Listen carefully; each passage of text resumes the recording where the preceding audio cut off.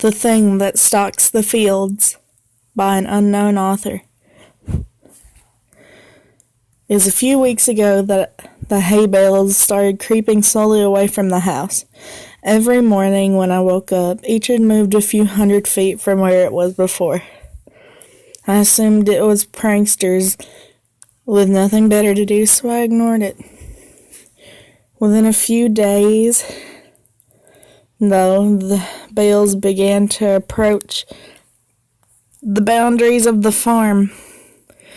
I was tired of the whole game by then and decided to move them back. It took a tedious hour to bring them all from where they were to over near the house again, and by the time I was done, I was ready to snap the neck of whatever little peasant was deciding to screw with me. The next morning, I found each and every one of my horses messily decapitated. The smell was what woke me up. Each one was slumped over against the side of its stall. There was no signs of the heads. I spent the rest of the day cleaning up the mess and burying the remains. It was only when I was done that I noticed the bales of hay had all returned to their positions the day before, scattered far out into the fields. This time, I left them where they were. That night, I sat on my porch with my shotgun in hand and a pot of coffee on the table beside me. I sat for hours, straining my eyes into the fields to catch a glimpse of who was moving my hay bales. Finally, I was beginning to nod off. I would have, but just as my eyes began to close, I heard a clamor and a rustling of trees from the nearby woods. I leaned forward, my heart racing with excitement. I was going to catch them. I fumbled with my gun and fidgeted in my seat, waiting anxiously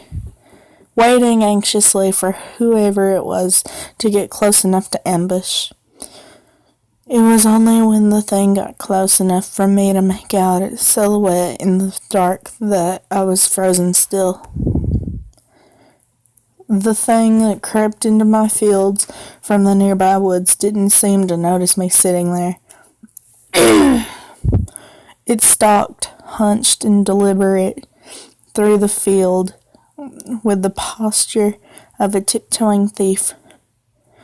If not for the fact that it must have towered over 10 feet tall even in its crouched position, it might have seemed almost frail.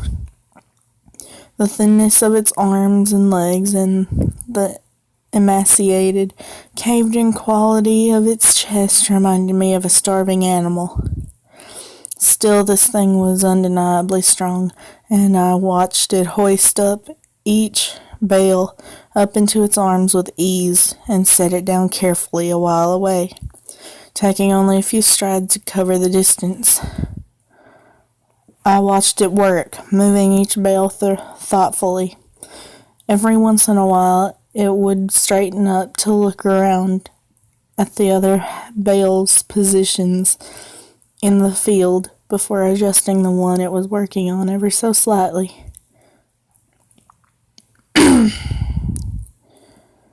Before it left, it looked towards the house.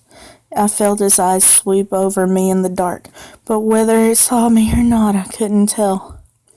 Then it turned silently and crept back the way it came, disappearing into the dark of the woods. It took me an hour before I had the courage to move at all. I went inside after a while, but didn't sleep that night. It was only when the sun rose that I dared step off my porch into the fields. The hay bales were where it left them. Strangely, it didn't move them as far as it had in the previous days. They were approaching something invisible in the fields, and as I looked at them, I realized that they seemed to be marking some line. Indeed, as I walked around the house, I saw this distinct circle that they formed with me in the center. At first, I thought the bales were just being haphazardly moved away from the house, but now I could see that they were instead being moved towards some boundary.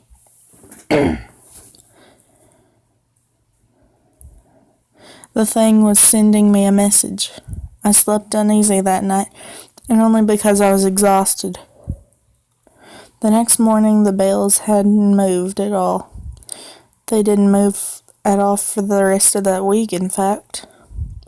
They were finally where the thing wanted them. I made myself sick trying to interpret them. Why would this thing expend so much energy moving my hay bales and threaten me with such violence should I try to interfere? Killing my horses was just that, a threat, an intelligent threat at that.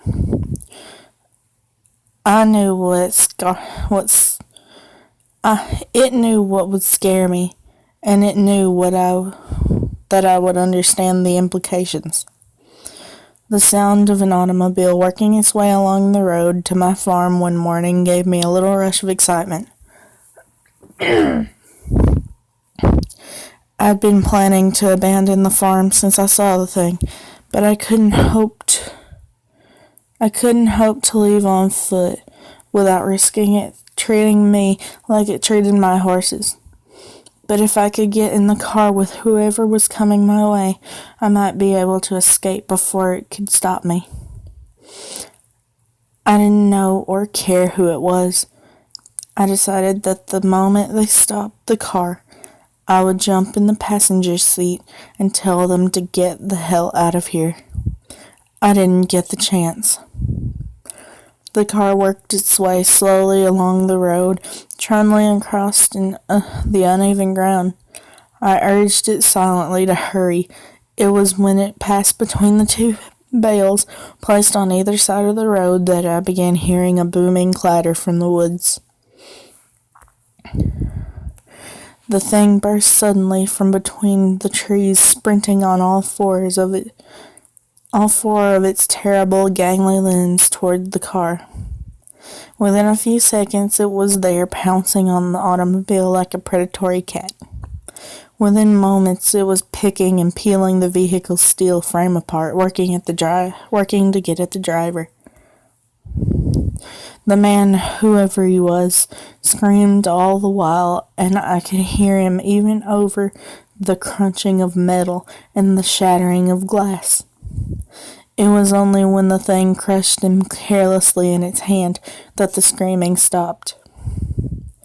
It tossed him away and straightened up to look at me once again. In the sunlight, I could see the inhumanity of it. It was composed entirely of something awful and alive, which was lashed together in a messy semblance of a human form. Whatever it was made of looked so polished and hard that if it weren't for the minute writhing of the stuff, I'd think it was made of granite. The thing retreated back into the woods, and I was left to my shock. My eyes wandered to where the car sat, the engine still sputtering between two of the hay bales. Suddenly, I understood. The message was clear. I am the thing's captive, and I am not allowed visitors. Nothing may cross the borders it is set. I'm trapped here by the thing that stalks the fields, and it demands nothing except that I never leave. Still, I don't know if I can handle being the thing's cannery. I've been thinking hard for the last few days since I saw it crush the man's chest and silence him before he could finish his scream. If I crossed the hay bale border, it'd probably do the same.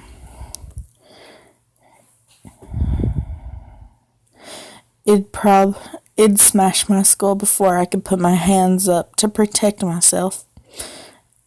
It'd go and find a new pet, and probably keep looking until it found someone who could stand knowing that it was waiting just outside, watching it at all hours with its shiny insect eyes. I've been thinking hard for the last few days, and I might just make a run for it. That was the thing that stalks the fields. I hope you guys enjoyed this story. Let me know what else you want me to read. Thanks for watching, and I'll see you guys in the next video. Bye.